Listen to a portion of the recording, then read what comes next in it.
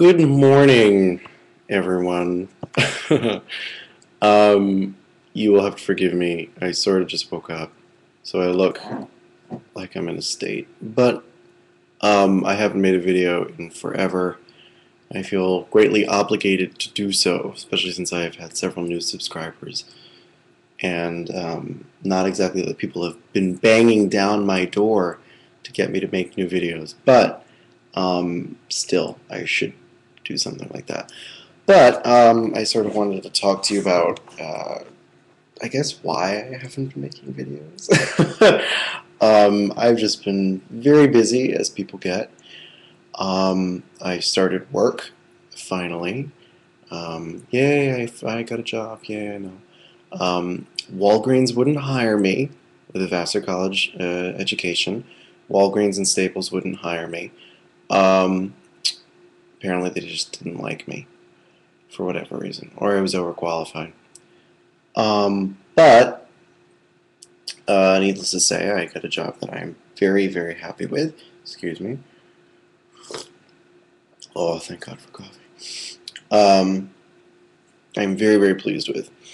And ironically, I suppose, it is working in a church setting. I will not say where or what church, but I'm very, very happy there. And I have found that it has given me a new dimension on my personal spirituality, I suppose.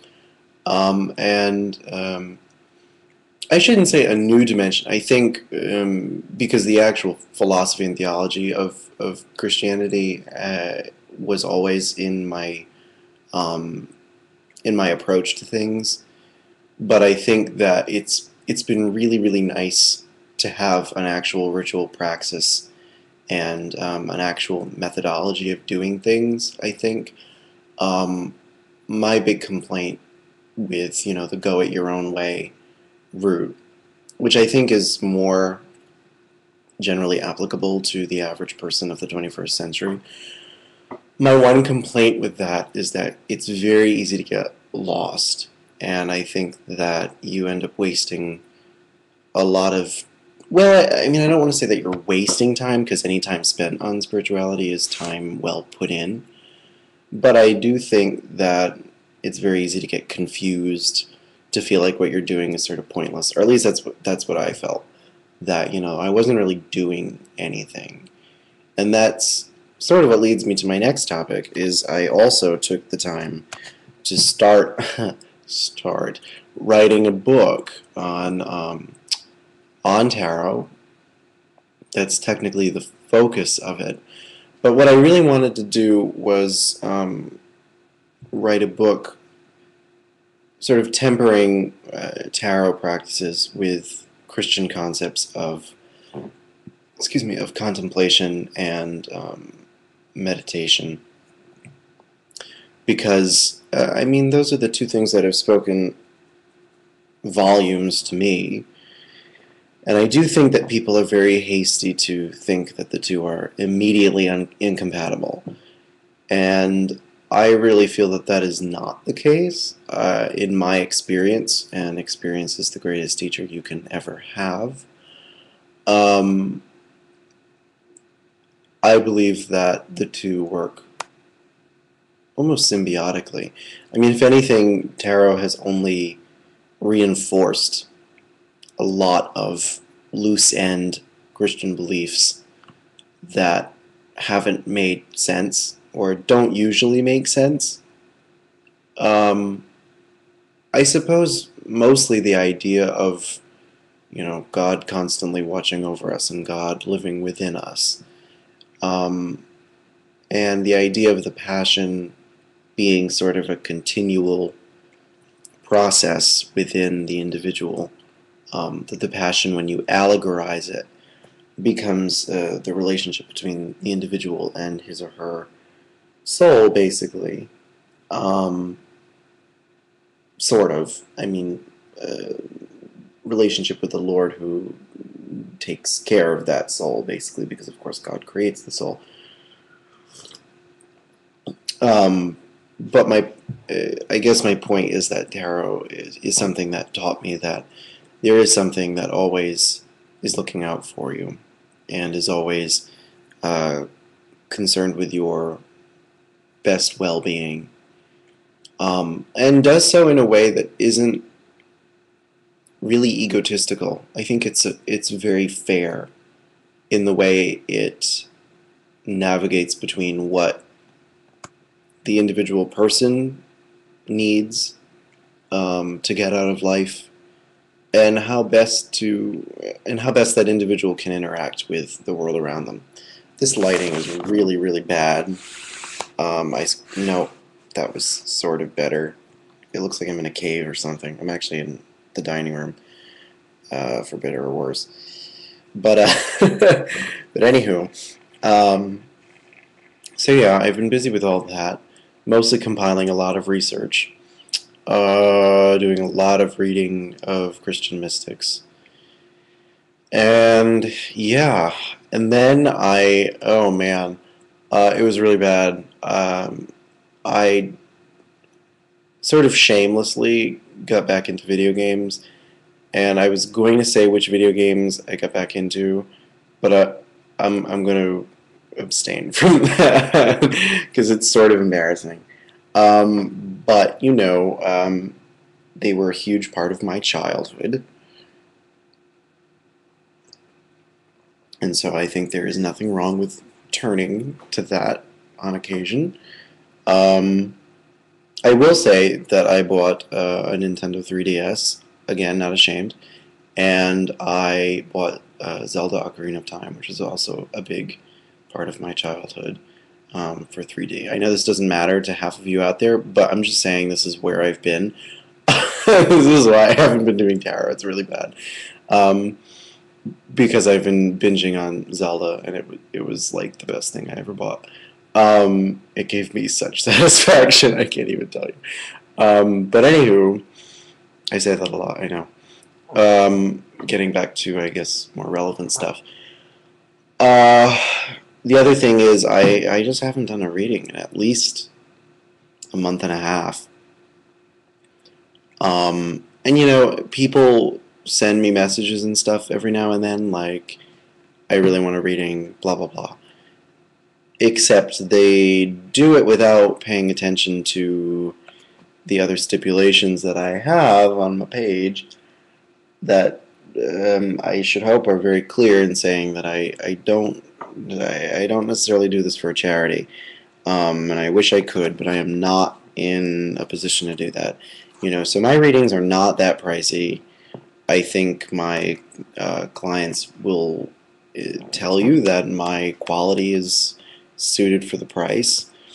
I mean, I had one person tell me that I could charge like $80 once for a reading, and I almost fell over. And I will never charge that much for a reading unless I get really famous. But I don't think that's going to happen, nor do I really want it to happen. But anywho, so I am comfortable with just sticking around my $20 thing, fee, if you will. So if you want a reading, please visit my blog link that is found, excuse me, somewhere on my channel page on the left part where it gives you the little information about the channel. I believe the link directly to the request a reading page on my blog is there, and obviously feel free to read the blog. I haven't made a blog post in, again, about a month and a half, which is really bad of me, but and I'm usually not that bad with it. I think with the book being written, I've really felt lately that I actually know nothing about anything, and and so I felt very much at square one lately, which is why I haven't felt the need to be presumptuous / pretentious and write a piece on anything exegetical, because, like, who the hell am I to do that? But this is not saying that I want to stop the blog or my YouTube channel. I enjoy doing both very much. I just haven't quite figured out what I want to do with them yet. Again, if you are in need of a reading and you are watching this, if you have made it through the first 10 minutes so far, and for whatever reason are still listening to me talk at you, then by all means, shoot me a buzz, and if for whatever reason you can't do $20, I mean, the economy is crap right now, and I know not everyone wants to necessarily shell out $20 for a tarot reading, no matter how helpful it may be for them. And I understand that, being basically in the same boat as everyone else. We could conceivably also work out something else. That is the one aspect of charity that I throw into this. Is that if you really can't swing the $20 for whatever reason, I am willing to drop it down. But please be honest. Obviously, if you really, and some people I think I've had people end up paying, an extra $5 or something because they liked the reading so much, or whatever. It's ultimately up to you and your own conscience. If you really liked the reading, and you want to pay full price, that's great. But if you just don't want to pay the full price and you're going to come to me telling me you're, can't swing it, it really works on the honor system. And technically, I could use Terror to find out if you're lying. But I usually don't do that. No. Anyway, so that's about it, I suppose. I had started making a video along these lines the other day, and I accidentally hit the back button, so it got rid of everything. I was not very happy at all. But, so here we are. Hopefully this one will work just fine. I think that's it. Also, if you have any questions about Mr. Crowley's deck, I would love to hear them. I had one the other day about elemental dignities.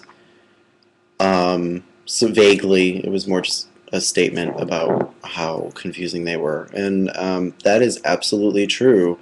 They are very, very frustrating at first. And I think what we have to remember about them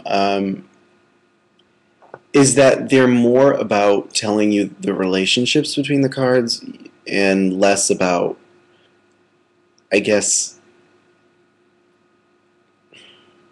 how do I want to say that?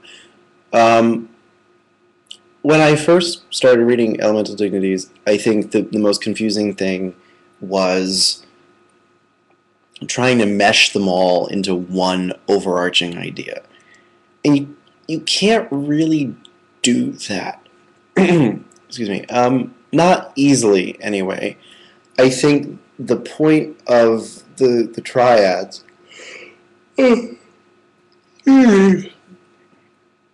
is to show you that there are three separate ideas going on there, and it's not really prudent to try to smush them all together. But what you can do is using elemental dignities, you can see the influence or the amount of influence of one idea upon another. And always remember that that center card is the card you really overall want to talk about. That is the main idea. And the cards on the sides are sort of like supporting details. It's all about weaving a narrative. And again, these are just techniques for it. And those supporting details could be, really important supporting details, or not so important details. For instance, if your main idea is fire, and you have, an air supporting detail and, let's say, a water supporting detail, then you have what's called a bridge triad, where one of the details weakens the main idea, but the other supporting detail